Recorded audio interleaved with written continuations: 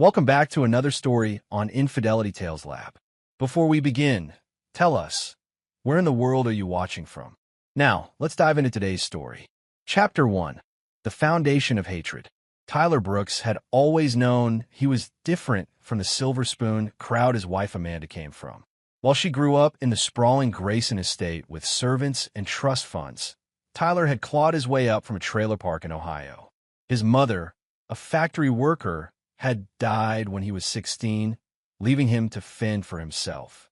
He put himself through college with construction jobs and military service, earning every dollar through sweat and determination. That grit had caught Amanda's attention 8 years ago at a charity gala where Tyler was working security. She was 24 then, fresh out of college and rebelling against her father's expectations. Tyler, 26 and hardened by life, represented everything her sheltered world lacked: danger, authenticity, raw masculinity. Robert Grayson, Amanda's father and heir to a shipping fortune, had disapproved from day one. "You're marrying beneath yourself," Robert had told Amanda before their wedding. Tyler had overheard through the door of Robert's study. "That boy has nothing to offer except muscles and attitude." But Amanda had been defiant then, claiming she loved Tyler's strength and independence. They'd married despite Robert's threats to cut her off, though he'd eventually relented when their son Dylan was born. The old man was obsessed with legacy and bloodline.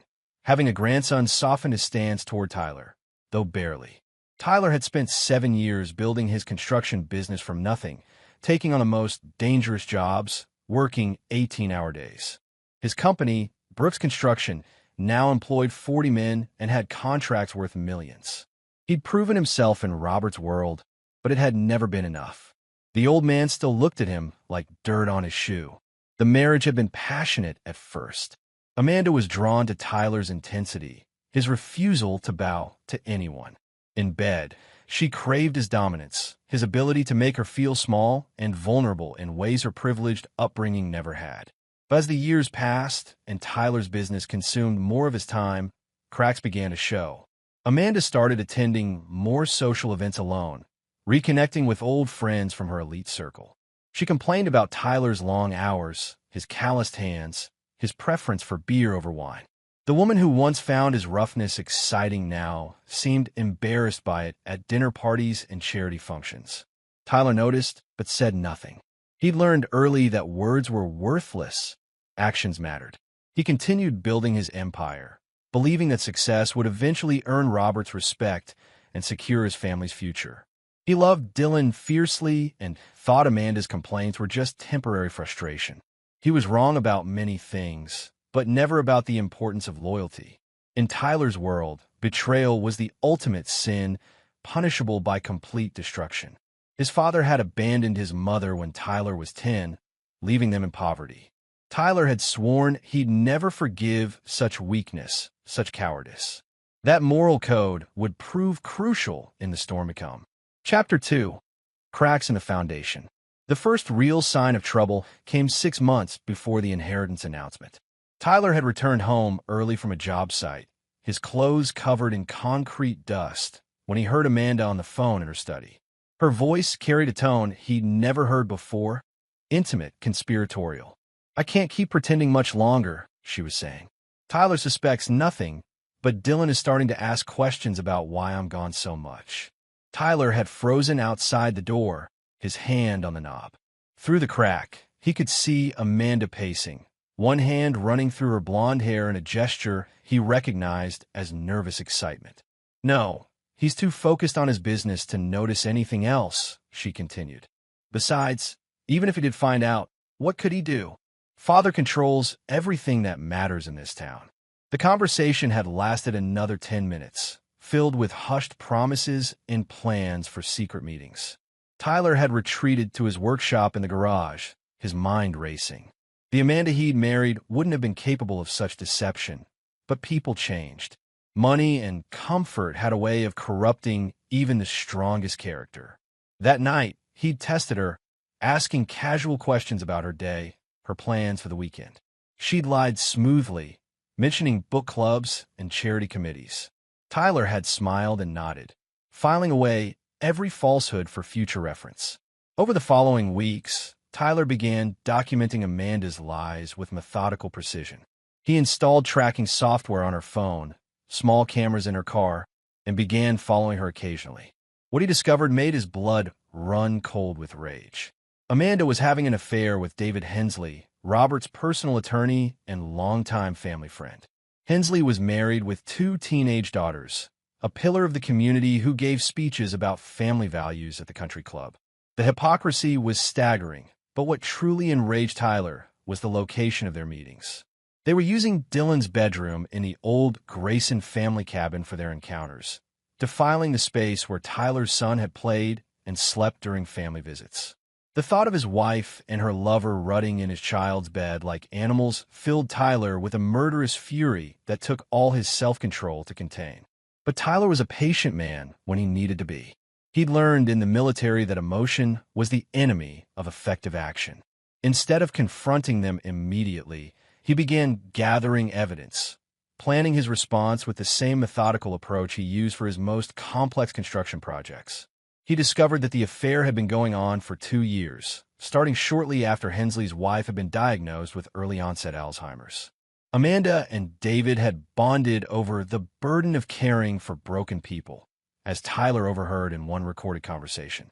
They spoke about Tyler and David's wife as obstacles to their happiness, inconveniences to be managed until they could be together openly. The depth of their callousness was breathtaking. Amanda complained about Tyler's crude behavior and embarrassing background, while David assured her that once his wife's condition worsened enough to require full-time care, they could begin planning their future together. They spoke about Dylan as a complication, discussing how to minimize Tyler's influence over his own son.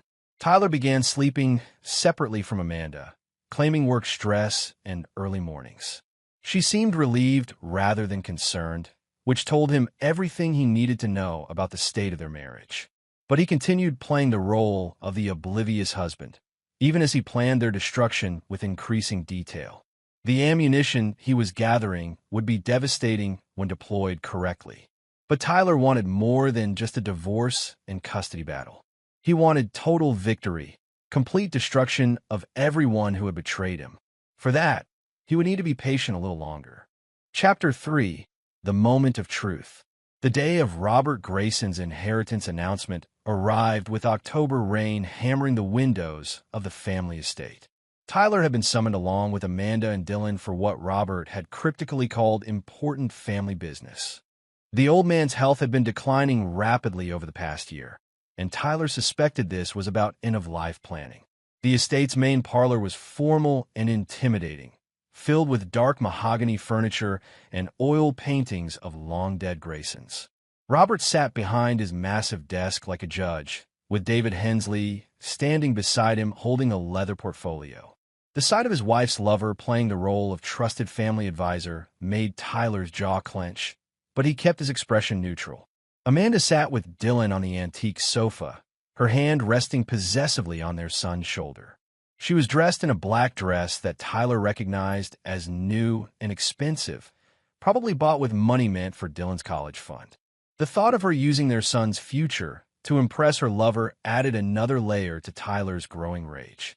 "Tyler," Robert began, his voice carrying its usual note of barely concealed disdain, "I've asked you here because these decisions affect your son, though they don't directly concern you." Tyler nodded, saying nothing. He'd learned that Robert interpreted silence as weakness, which suited Tyler's current strategy perfectly. Robert gestured to David, who opened the portfolio with practiced efficiency. "I'm distributing my assets among family members," Robert continued. "Amanda will receive 40% of the business interests in the primary estate. My nephew Charles gets 30% and the vacation properties in Aspen and Nantucket. Dylan will receive 20% in trust, managed by David until he turns 25. Tyler felt something cold settle in his stomach. And the remaining 10%. Robert's smile was cruel. "That goes to David for his years of faithful service to this family. He's been more like a son to me than—" The old man's eyes fixed on Tyler with unmistakable contempt. "More than someone who married into the family for financial gain." The insult hung in the air like smoke. Tyler watched Amanda's face carefully, looking for any sign of surprise or objection. Instead, he saw only a slight nod, as if she'd expected this outcome. The realization hit him like a physical blow. She'd known about this beforehand. She'd probably helped plan it. Furthermore, Robert continued, his voice gaining strength as he delivered what he clearly considered a killing blow. Tyler will receive nothing. As I've always said, he's not really family. He's an outsider who happened to marry my daughter. Dylan, who had been quietly fidgeting beside his mother, suddenly stood up. The 9-year-old reached into his backpack and pulled out a manila folder that looked official and important. Tyler watched in amazement as his son walked directly to Robert's desk. "Grandma told me to give this to you if you ever excluded Dad again," Dylan announced with the simple clarity that only children possessed.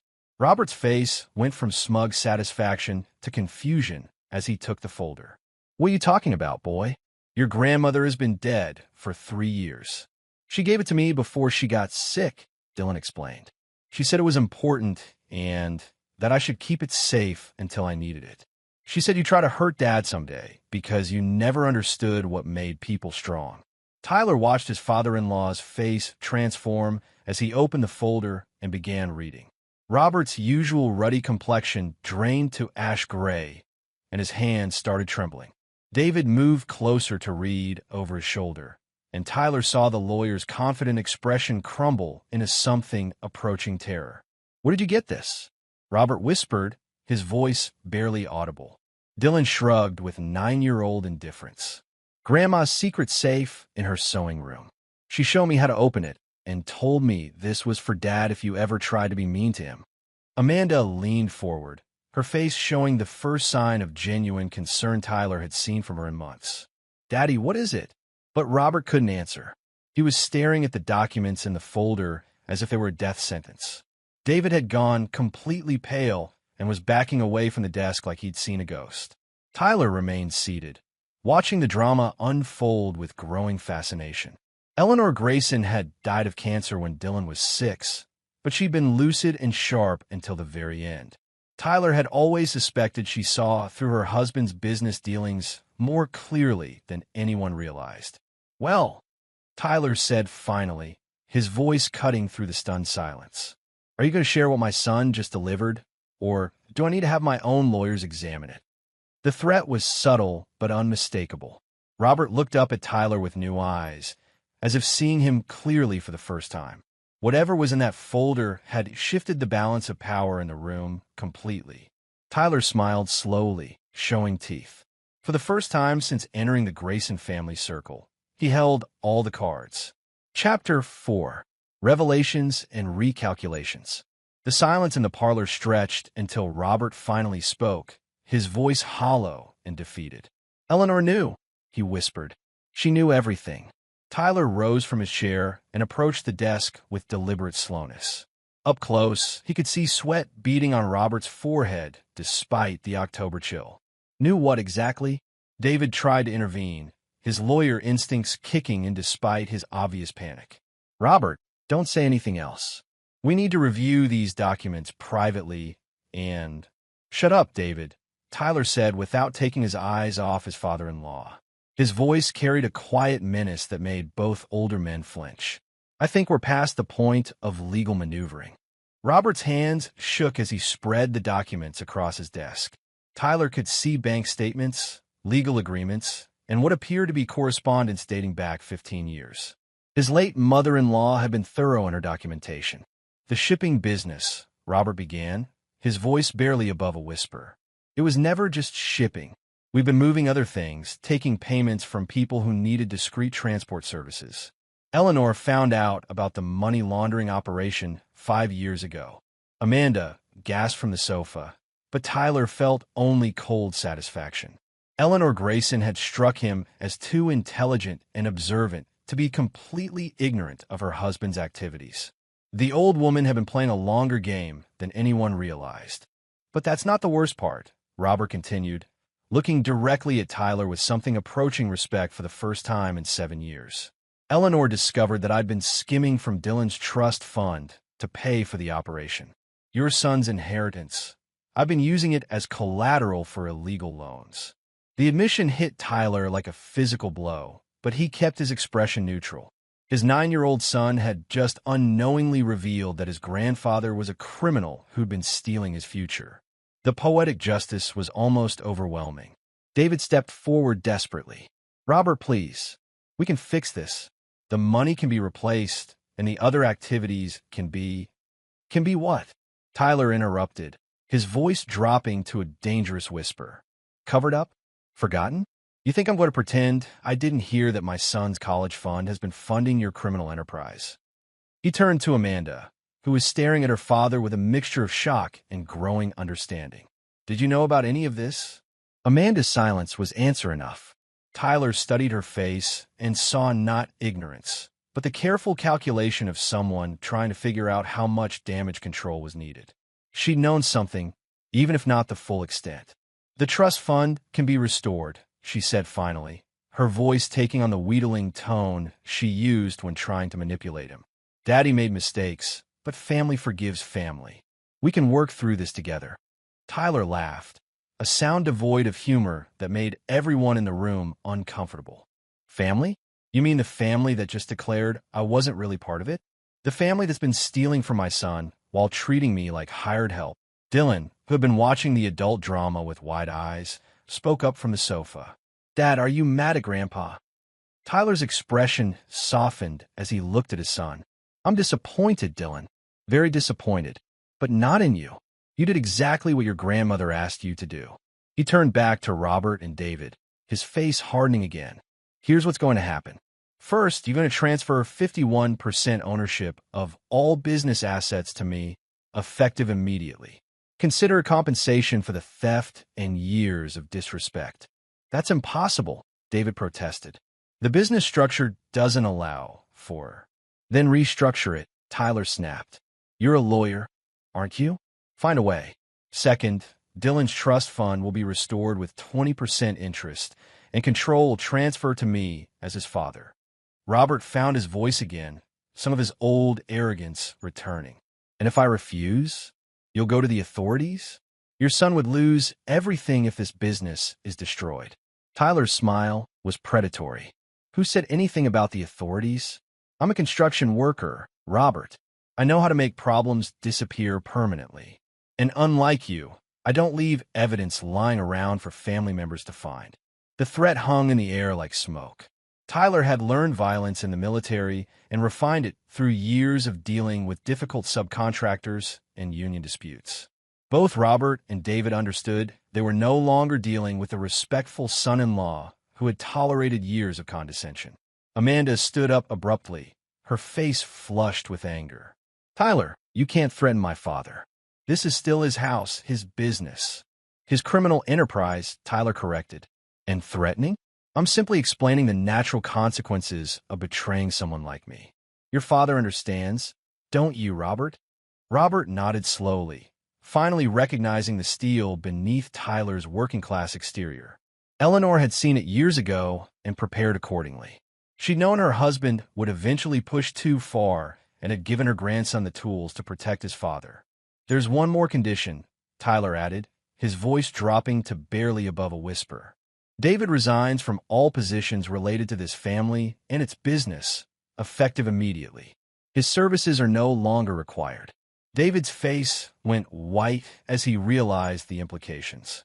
Without the Grayson account, his law practice would collapse within months. More importantly, his connection to Amanda would be severed permanently. Tyler glanced at his wife, who was staring at David with panic in her eyes. She was beginning to understand that her carefully constructed double life was crumbling around her. The game had changed completely, and Tyler was no longer playing defense. Chapter 5. The Web Titans. 3 days after the inheritance meeting, Tyler sat in his home office reviewing the legal documents that would transfer control of the Grayson Empire to him. David had been forced to draft the papers under threat of exposure, his hands shaking as he signed away everything Robert had spent decades building. But Tyler's real focus was on the evidence he'd been gathering about Amanda's betrayal. The folder from Eleanor had contained more than just proof of Robert's crimes. Hidden among the financial documents were photographs, Amanda and David at various hotels over the past 2 years, time-stamped and dated with Eleanor's meticulous handwriting. The old woman had been documenting the affair long before Tyler had discovered it, preparing for this moment with surgical precision. Tyler's phone buzzed with a text from one of his construction foremen. The message was simple: package delivered as requested. Tyler smiled grimly as he deleted the message. The first phase of his revenge was now in motion. Amanda entered the office without knocking, her face tight with stress. She'd been trying to reach David all morning, but Tyler had made sure the lawyer would be unavailable for the foreseeable future. David was currently dealing with a sudden inspection from the State Bar Association, triggered by an anonymous tip about ethical violations. The inspection would find exactly what Tyler had arranged for them to find. "We need to talk," Amanda said, closing the door behind her. She was wearing one of her designer outfits, but Tyler could see the strain around her eyes, the way her hands trembled slightly when she thought he wasn't looking. "About what?" Tyler asked without looking up from his papers. He wanted her to feel insignificant, unworthy of his full attention. "About what happened with my father. About the business transfer." She moved closer to his desk, her voice taking on the seductive tone she'd once used to manipulate him.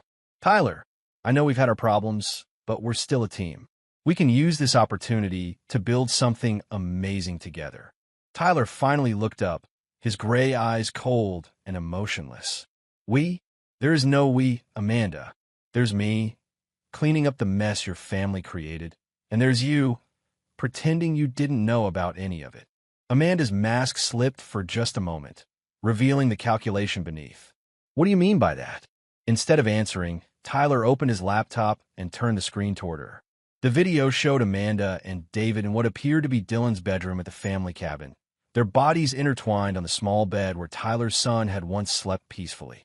Amanda's face went white as she recognized the footage. "Where did you get this?"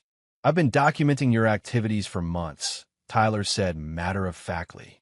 Eleanor wasn't the only one preparing for this moment. "The question is, what were you planning to do after you and David destroy my family?" The video continued playing, showing intimate moments between Amanda and her lover, their whispered conversations about getting rid of Tyler and taking Dylan away from his corrupting influence. Tyler watched his wife's face crumble as she realized how thoroughly she'd been exposed. "It's not what it looks like," she whispered, the lie automatic and pathetic. Tyler stood up slowly, his 6'2" frame towering over her. "It's exactly what it looks like. You've been planning to take my son away from me while stealing everything I've worked for. Did you really think I wouldn't notice? Did you think I was that weak?" Amanda backed toward the door, her designer heels clicking on the hardwood floor. "Tyler, please. We can work this out. I made mistakes, but I love you. I love our family. Love." Tyler's laugh was harsh and bitter. "You love your father's money and David's promises about your future together. You love the idea of being wealthy without having to work for it. But you've never loved me, and you sure as hell don't love Dylan enough to protect him from your selfishness." He moved around the desk, backing her against the door. "Here's what's going to happen, Amanda. You're going to pack your things and leave this house tonight. You'll take nothing except the clothes you can carry, and you'll never contact Dylan without my permission." "You can't take my son away from me," she protested, her voice rising with panic. "I'm his mother. I have rights." Tyler's smile was predatory. "Rights? You mean like the right to commit adultery in your child's bed? Like the right to plan his kidnapping with your lover? I have hours of video and audio recordings that show exactly what kind of mother you really are." He opened another file on his laptop, showing bank records of Amanda's secret credit cards and hidden accounts. "I also have evidence of the money you've been stealing from our joint accounts to fund your affair. David's hotel bills, your jewelry purchases, even the abortion you had 6 months ago when you thought the baby might not be mine." Amanda's knees nearly buckled. The abortion had been her deepest secret, the moment when she'd chosen her affair over any possibility of rebuilding her marriage. Tyler had known all along, had been planning this confrontation with methodical precision. "Get out," Tyler said quietly. "Get out before I do something we'll both regret." Amanda fumbled for the door handle, tears streaming down her face. "What about David? What did you do to him? Tyler's expression didn't change. David is learning that there are consequences for betraying the wrong person. By tomorrow morning, he'll be disbarred, divorced, and financially ruined. His wife deserves better than a cheating husband, don't you think? As Amanda fled the room, Tyler returned to his desk and opened another file on his computer. Phase 1 was complete, Amanda was out of his house, and David was neutralized. But Phase 2 would be even more satisfying. He picked up his phone and dialed a number he'd memorized weeks ago. When the voice answered, Tyler's smile was cold and calculating. "It's time," he said simply. "Execute Phase 2. Chapter 6. Checkmate." The next morning brought news that spread through the elite social circles like wildfire. David Hensley had been found in his office at 3 a.m., frantically shredding documents and trying to transfer money to offshore accounts. Unfortunately for him, federal agents have been waiting in his office since midnight, alerted by an anonymous tip about money laundering activities connected to the Grayson shipping business. Tyler watched the news coverage from his construction site office, Dylan sitting beside him eating breakfast before school. His son seemed remarkably unaffected by his mother's sudden departure, which told Tyler everything he needed to know about Amanda's level of involvement in Dylan's life. "Dad," Dylan said between bites of cereal, "is Mom coming back?" Tyler studied his son's face, looking for signs of distress or confusion. Instead, he saw the same clear-eyed intelligence that Eleanor Grayson had possessed. "Do you want her to come back?" Dylan considered the question seriously. "I don't know. She's been sad a lot lately, and she gets angry when you're not around. Maybe she needs to figure out how to be happy again." The wisdom in his 9-year-old son's words struck Tyler like a physical blow. Dylan had been watching his parents' marriage disintegrate and had somehow understood that his mother's unhappiness was destroying their family. Eleanor had chosen her ally well. Tyler's phone buzzed with a call from his lawyer. The federal investigation into the Grayson shipping business had moved with unusual speed, suggesting that someone had provided law enforcement with detailed evidence and documentation.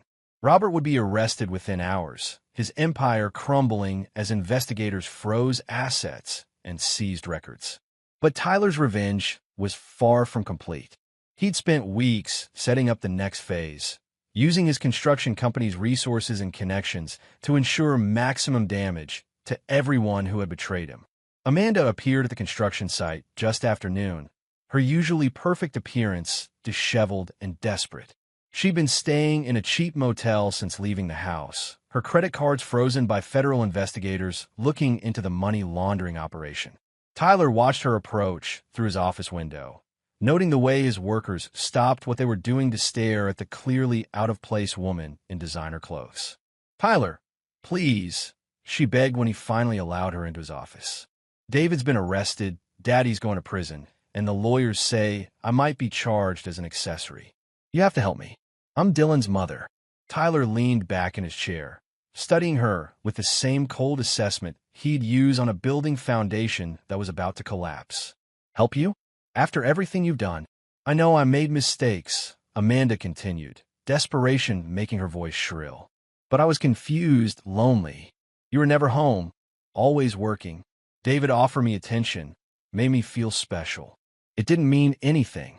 "It meant everything," Tyler corrected. "It meant you were willing to destroy our family for a few moments of feeling special. It meant you were willing to let your father steal from our son while you played house with another man."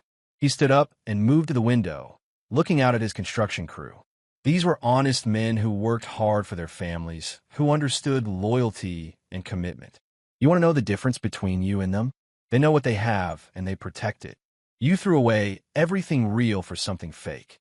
Amanda moved closer, her hand reaching for his arm. "Tyler, I'm begging you. I'll do anything to make this right. I'll sign any papers you want, give you full custody, anything.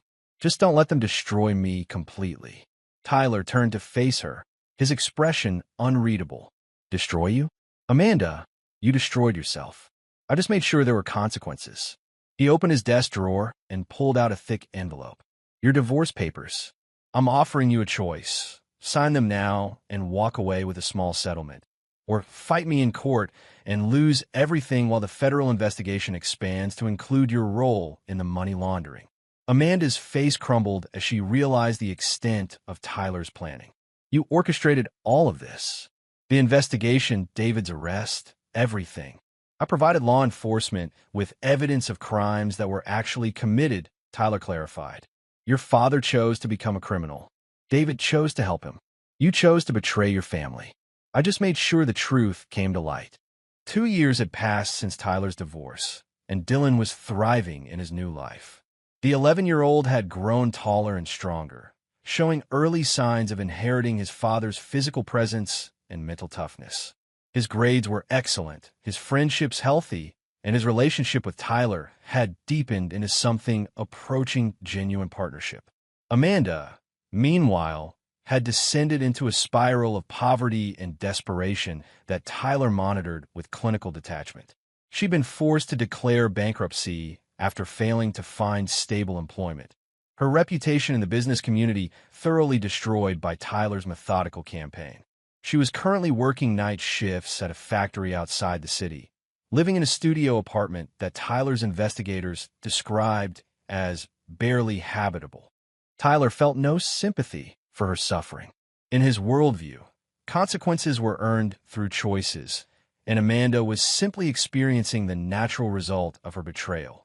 But Tyler wasn't satisfied with her mere poverty. He wanted her complete destruction, the kind of total defeat that would serve as a permanent reminder of what happened to those who crossed him. The opportunity for final revenge came through an unexpected source, David Hensley's ex-wife, Patricia. The woman had contacted Tyler through his lawyer, requesting a private meeting to discuss matters of mutual interest. Tyler agreed, curious about what the disgraced attorney's former wife might want from him. Patricia Hensley was a refined woman in her late 40s, her graying hair styled elegantly despite the obvious financial strain of her divorce. She met Tyler at an upscale restaurant, her nervous energy suggesting she was about to propose something significant. Mr. Brooks, she began after they'd ordered, I want to thank you for what you did to my husband.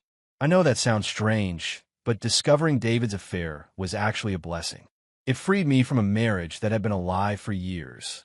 Tyler studied her carefully, noting the intelligence in her eyes and the steel beneath her polite demeanor. What do you want, Mrs. Hensley? It's Patricia now. I've taken back my maiden name, and what I want is justice for both of us. She leaned forward, her voice dropping to barely above a whisper. David has been writing letters to Amanda from prison. Love letters, promising her that he'll wait for her, that they'll be together when he gets out. Tyler felt his jaw tighten. The idea of David and Amanda maintaining their relationship despite everything that had happened was intolerable. How do you know about the letters? Because I still receive his legal correspondence. We're not divorced yet, just separated pending the completion of his sentence. The prison officials copy me on everything he sends or receives. Patricia smiled coldly. David thinks he's been clever, but I've been documenting every communication. She reached into her purse and pulled out a thick envelope. Copies of every letter he's sent to Amanda over the past 18 months. They discuss plans for when he's released, where they'll live, how they'll start over together. But more importantly, they discuss Dylan. Tyler's blood ran cold. What about Dylan? They plan to take him, Patricia said quietly. Not kidnapping, exactly, but they want to convince him that you're the villain who destroyed his family.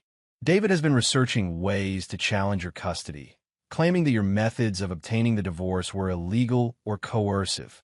The envelope felt heavy in Tyler's hands as he opened it and began reading. David's handwriting was precise and lawyerly, but the emotions behind the words were clear. He genuinely believed he and Amanda were victims of Tyler's vindictive persecution, and he was planning to help her reclaim her son once his sentence was complete. Why are you showing me this? Tyler asked, though he suspected he already knew the answer. Because I want David to suffer the way I suffered when I discovered his betrayal, Patricia replied, her voice hardening. He destroyed our family for a fantasy, and I want that fantasy to become a nightmare. Will you help me? Tyler studied the woman across from him, recognizing a kindred spirit in her desire for complete revenge. What did you have in mind? Patricia's smile was predatory. David gets out in 5 years. Amanda is barely surviving on her current salary, but she's holding on to hope that David will save her when he's released. What if we made sure that hope turned into the most devastating disappointment possible? She outlined her plan with the precision of someone who had been thinking about revenge for months. Tyler would use his connections to monitor Amanda's communications and movements, while Patricia would feed David false information about Amanda's loyalty and devotion. When David was finally released, he would discover that the woman he'd been dreaming about had moved on completely, leaving him with nothing. But the real blow, Patricia continued, will be when David realizes that Amanda never loved him at all. She was using him to get access to family money and social status. When those things disappeared, so did her interest in him. Tyler considered the proposal carefully. It was elaborate, requiring years of careful manipulation, but the psychological impact would be devastating. David would lose not only his freedom and career, but also his faith in the one relationship he believed had made his sacrifices worthwhile. "There's one modification I'd like to make," Tyler said finally. "Dylan needs to understand who his mother really is, not just that she chose poorly. I want him to see the evidence of her manipulation and selfishness so he never doubts that I made the right choice in protecting him." Patricia nodded approvingly. A son should know the truth about his parents. David's daughters certainly learned the truth about their father. They shook hands across the table, sealing an alliance built on mutual desire for complete destruction of their betrayers. Tyler felt a familiar sense of satisfaction as he imagined David's face when he finally understood that his 5-year sentence had been only the beginning of his punishment. Tyler Brooks had built his life on the principle that betrayal demanded absolute consequences. Now, he had a partner who understood that principle just as clearly as he did. Chapter 9. Perfect Justice. 5 years later, Tyler stood in the main office of Brooks Industries, the empire he'd built from the ruins of the Grayson shipping business. Dylan, now 16 and nearly as tall as his father, was reviewing college applications at the conference table. The boy had inherited Tyler's work ethic and intelligence, earning straight A's while also excelling in athletics and leadership activities. The final phase of Tyler's revenge was reaching its conclusion. David Hensley had been released from prison 6 months ago, emerging to discover that the world he'd left behind had been completely transformed. His law license was permanently revoked, his assets seized, and his reputation destroyed beyond repair. More devastatingly, Amanda was gone. Patricia Hensley had executed her part of their plan with artistic precision. Through careful manipulation of David's correspondence and strategic leaks of information, she'd convinced the imprisoned attorney that Amanda was waiting faithfully for his return. David had spent 5 years writing love letters to a woman who had stopped reading them after the first year. She reached for the envelope with shaking hands, scanning the divorce settlement terms. Tyler was offering her $50,000 and her personal belongings, a fraction of what she might have claimed in a normal divorce, but more than she'd have after legal fees and potential criminal charges. "If I sign this, what happens to Dylan?" Tyler's expression softened slightly when he mentioned his son. "Dylan stays with me. You can have supervised visitation once a month, assuming you stay out of trouble and prove you can be stable. He deserves better than watching his mother chase after men who make empty promises." Amanda signed the papers with tears streaming down her face, her designer pen scratching across the documents that ended her marriage and sealed her fate. Tyler watched without emotion, feeling only the cold satisfaction of a job completed thoroughly.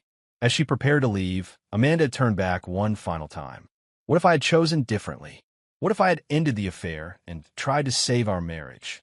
Tyler considered the question seriously. Then we wouldn't be here. But you didn't choose differently, Amanda.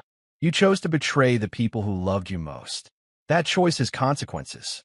After she left, Tyler called Dylan's school to arrange early pickup.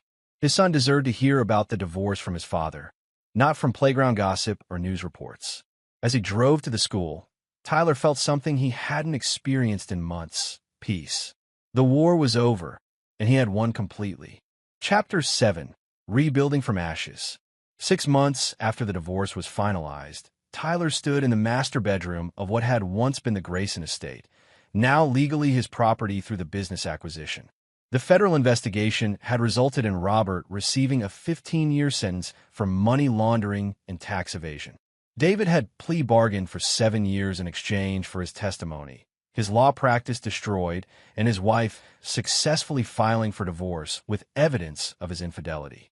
Dylan was adjusting well to their new living situation, though Tyler had been careful to remove any reminders of the room's previous owners. The boy had started therapy to help process his parents' divorce, but he seemed remarkably resilient. His relationship with Tyler had grown stronger through the ordeal, built on honesty and mutual respect rather than the conditional love he'd received from his mother and grandfather. Amanda had violated the terms of their divorce agreement within 3 months, attempting to contact Dylan directly through social media and trying to turn him against Tyler with sob stories about how his father had ruined her life. Tyler had responded by having her supervised visitation rights revoked entirely, a decision the family court judge supported after reviewing the evidence of her continued manipulation attempts. Tyler's construction business had expanded rapidly with the addition of the shipping company's legitimate assets. He'd sold off the properties connected to illegal activities and used the proceeds to establish a college fund for Dylan that dwarfed what Robert had originally intended. More importantly, Tyler had complete control over every aspect of his and his son's lives for the first time since his marriage began. But Tyler wasn't finished with his revenge. Amanda had found work as a real estate agent in a neighboring city, trying to rebuild her life with a modest apartment and a 10-year-old sedan. She'd attempted to date several men, but Tyler's reputation and connections in the business community made it difficult for her to find anyone willing to risk association with the ex-wife of someone known for his ruthless response to betrayal. Tyler had been patient, but tonight marked the completion of the final phase of his plan. He discovered that Amanda was planning to leave the state, taking a job offer in California where she hoped to start fresh. Tyler couldn't allow her to escape the consequences of her actions so easily. His phone buzzed with a text message, "Package delivered as requested." Tyler smiled as he read the words, knowing that Amanda was about to discover that geography wouldn't protect her from the reputation she'd earned. The package was a comprehensive dossier that Tyler's private investigator had delivered to Amanda's new employer, a detailed account of her role in her family's criminal enterprise, her affair that destroyed her marriage, and her subsequent attempts to manipulate her own child against his father. The California real estate firm would withdraw their job offer by morning, and Amanda's references would ensure that no reputable company would hire her in the future.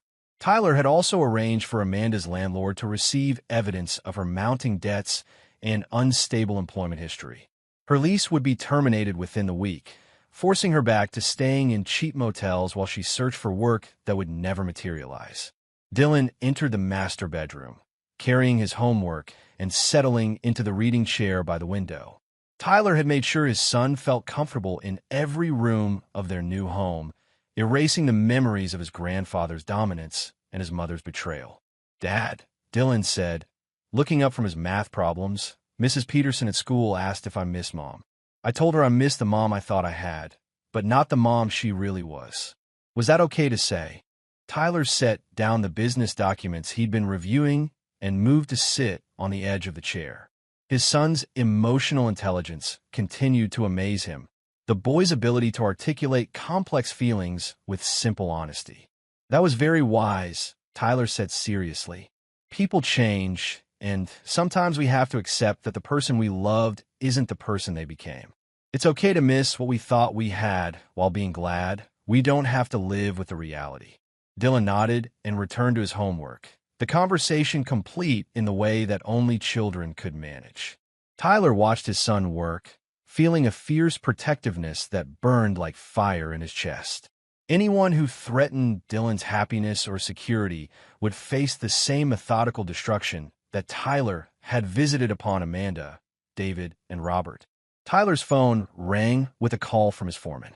The latest construction project was ahead of schedule and under budget, a testament to the quality of work that Tyler demanded from his crews. Success was the best revenge against those who had dismissed him as unworthy, but it was also the foundation for the empire he was building for Dylan's future. As he discussed project details with his foreman, Tyler caught sight of himself in the bedroom mirror. The man looking back was harder than the one who had married Amanda 8 years ago, scarred by betrayal but strengthened by victory. He'd learned that mercy was a luxury he couldn't afford when it came to protecting his family. The phone call ended, and Tyler returned to his documents. Tomorrow would bring new challenges and opportunities, but tonight he was content to sit with his son in the house that had once belonged to his enemies, planning the future he'd built from the ashes of their destruction.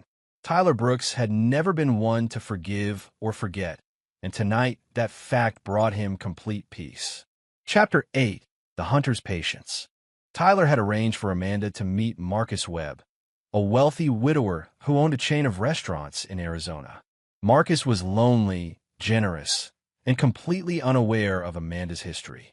Tyler had made sure Amanda appeared to be a charming divorcee looking for a fresh start, and the relationship had developed exactly as Tyler had predicted. Amanda had married Marcus within 18 months and moved to Phoenix, where she was now living the comfortable lifestyle she'd always craved.